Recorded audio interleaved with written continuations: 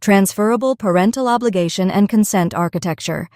In contemporary debates surrounding reproductive ethics and parental responsibility, a growing discourse challenges the assumption that biological parenthood necessarily entails irrevocable financial and caregiving obligations.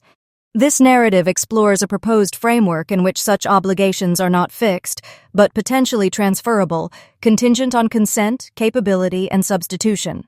At the heart of this model is the recognition that consent to sexual activity does not equate to perpetual consent to parenthood. While legal systems often default to assigning financial responsibility to biological parents once a child is born, this framework suggests a more dynamic approach. Obligations may be reassigned, provided that the welfare of the child is preserved through a suitable and consenting substitute. Under this model, the sperm donor, if unwilling or unable to fulfill the expected obligations, would bear the responsibility of identifying a third party who is both capable and willing to assume those duties. If such a party is found and the pregnant individual consents to the substitution, the donor may ethically and legally revoke their role. Conversely, if no substitute is secured, or if the pregnant party chooses to parent independently without aid, the donor remains the default contributor. This approach introduces a dual consent architecture, wherein both biological contributors retain the right to opt out of shared parenthood, but only under conditions that ensure the child's needs are met. It reframes parenthood as a negotiable contract rather than a biologically imposed mandate, and emphasizes responsible delegation over unilateral abandonment.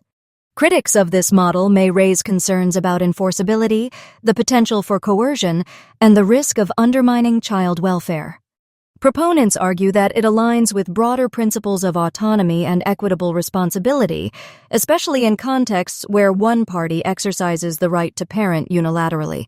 Ultimately, this narrative invites a re-examination of how society defines parental duty, not merely as a consequence of biology, but as a function of consensual, capable, and accountable participation.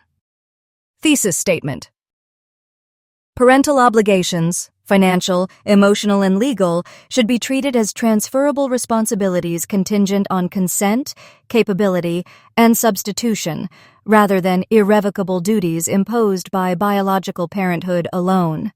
This model better aligns with principles of autonomy, equitable responsibility, and child-centered ethics. Structured argument. Consent to sex does not equal consent to parenthood. Engaging in consensual sexual activity does not entail permanent agreement to parenthood. Current legal norms disproportionately bind biological fathers to financial obligations, regardless of intent or capacity. 2. Revocability requires responsible substitution. Ethical revocation of parental duty is valid only if the child's welfare is preserved. The biological contributor must secure a consenting and capable substitute, someone who can meet or exceed the expected level of care and support. 3. Default responsibility is conditional. If no substitute is found and the other party does not waive shared responsibility, the biological contributor remains the default. This preserves the child's right to support while respecting the autonomy of all involved parties. 4. Dual consent architecture promotes equity. Both contributors should have symmetrical rights to opt in or out of parenthood, provided obligations are reassigned. This model avoids coercive or unilateral imposition of lifelong duties based on a single act of consent. 5. Child-centered safeguards anchor the system. The framework does not permit abandonment. It demands that someone, not necessarily the biological parent, fulfills the obligation. This balances adult autonomy with the ethical imperative to protect and provide for the child. Contemporary discussions on reproductive ethics and parental responsibility, a novel framework has emerged that reimagines the obligations of biological parenthood as transferable rather than irrevocably fixed. This model introduces the concept of delegated parenthood, wherein financial and caregiving duties may be reassigned to a consenting third party provided the child's welfare remains protected. Unlike traditional adoption, which typically involves the full legal transfer of parental rights from biological parents to adoptive guardians, this framework more closely resembles a single-parent adoption model.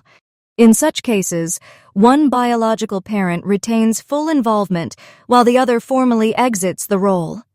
A third party may enter the arrangement as a co-supporter or guardian, assuming partial or full responsibility. Central to this model is the principle that consent to sexual activity does not constitute perpetual consent to parenthood. If a biological contributor such as a sperm donor wishes to revoke their parental role, they may do so ethically and legally, provided they secure a suitable substitute who is both capable and willing to assume the obligations. If no substitute is found and the other biological parent does not waive shared responsibility, the donor remains the default contributor.